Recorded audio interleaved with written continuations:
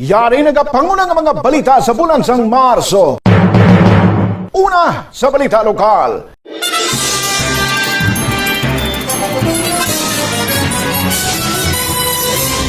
Patay ang 3 ka miyembro sa isa ka pamilya matapos ginlamon sang kalayo ang ilang balay sa natabog nga sunog sa barangay Infante Molo, Iloilo City.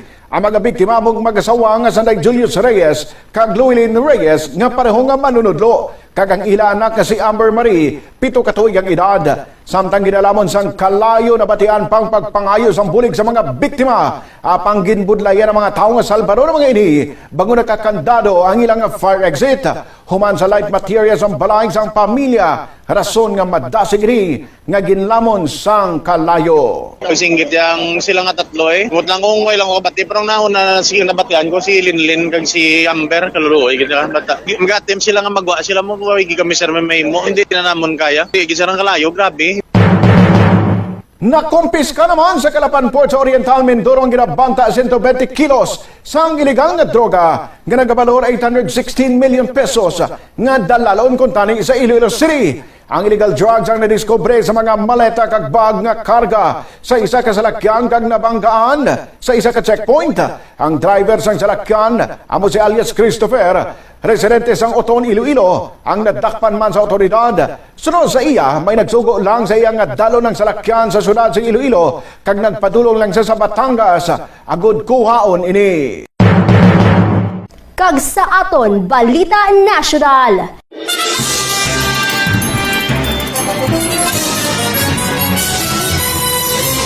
Ginaresto si former President Rodrigo Duterte matapos gindagdagan sang warrant of arrest sang International Criminal Court ukon ICC. Gindako panganay presidente matapos naghugpasan ninoy Aquino International Airport ukon na iya ang eroplano nga ginsakyan sini halin sa Hong Kong sang Marso 11. Sa aeroplano pa lang, ginpayag na ni Duterte nga mas maayo pa nga mapatay na lang siya sa baylo nga magsungka.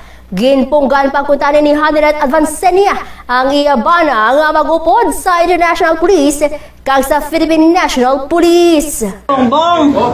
Bong, halika Bong, tinan mo. Ang abusado kayo na sila.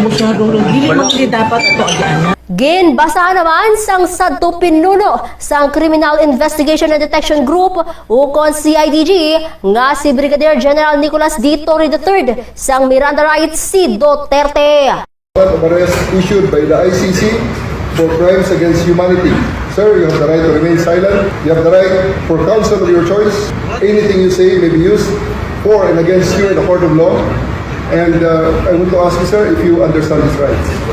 Of course, coming from you, it's very clear. Sang among adlaw, ginlupad si Duterte padulong sa ICC headquarters sa Netherlands. Marso 14, nag-atubang si former President Rodrigo Roa Duterte sa 11 nga tion sa International Criminal Court sa The Hague. Nag-attend sa proceeding si Duterte pagi lamang sa video link. I'm Rodrigo Roa Duterte. My birth month day is March 28, 1945. I was born in the province of Leyte in the Philippines. Sa Balita International,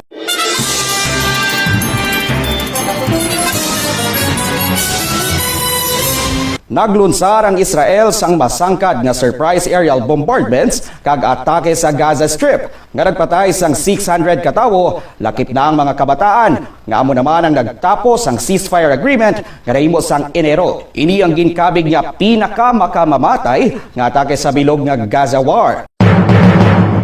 Patay ang kapin 5,400 ka mga tawo, kakapin 11,000 ang pilason sa pagtayog sang 7.7 magnitude nga linog sa Myanmar. Partikular nga giniigo ang northwest nga syudad sang Sagaing sa Central Myanmar. Ginsundan ini sang magnitude 6.7 nga aftershock. Madamo sang mga nagkalagubang nga mga taytay, mga karsada, kag mga building. Dalakip naman ang pilang kapinoy sa nagkalamatay. Sa balita sa hinampang,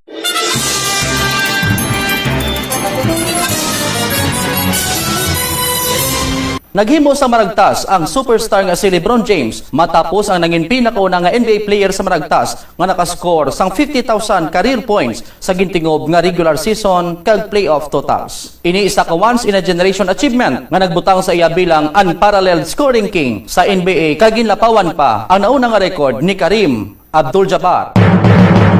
Sa balita sa entertainment, naghimo sang record ang Pinay pop group nga BINI matapos nakalabuot sang 1 billion streams sa Spotify kag nangin top OPM female artist para sa tuig 2025.